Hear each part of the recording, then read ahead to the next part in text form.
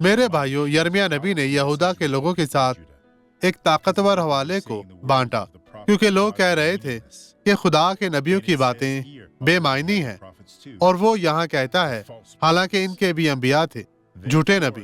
پس اس نے کہ تم یوں کہتے ہو، خداوند رب الافواج یوں فرماتا ہے کہ دیکھ، میں اپنے کلام کو تیرے منہ میں آگ اور ان لوگوں کو لکڑی بناؤں گا، اور وہ ان کو بھسم کر دے گی۔ وہ کلام جس کا مطلب شفا دینا تھا، انہیں تباہ کرنے کے لیے آگ بن جائے گا، وہ تباہ ہو جائیں گے۔ بھائیو، خدا کے کلام کے خلاف نہ اٹھے، چاہے آپ کا مذہب کوئی بھی ہو، اس کے کلام کا احترام کرے، کیونکہ یہ کلام آپ کو بچا سکتا ہے، نجات دے سکتا ہے، یہ یہاں تک کہ آخری لمحے میں بھی ہو سکتا ہے۔ اب یہ گواہی دیکھیں اور برکت پائیں۔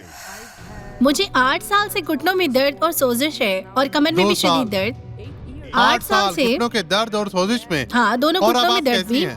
اور اب اسے دیکھیں بھائیو، دیکھیں یسوع نے آپ کو شفا دی۔ قدم بڑھائیں، آگے بڑھیں میری بہن، یسوع کے نام میں آگے بڑھتی جائیں۔ دیکھیں بھائیو، اب یہ بہن شفا یاب ہے۔ آئیں اب دعا کرے۔ باپ، میں ان لوگوں کے لیے دعا گو ہوں جو تیری پاک حضوری میں اس وقت موجود ہے۔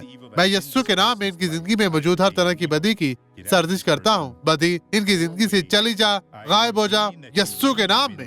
اور آپ کہیں خدا ہم تیرے شکر گزار ہیں۔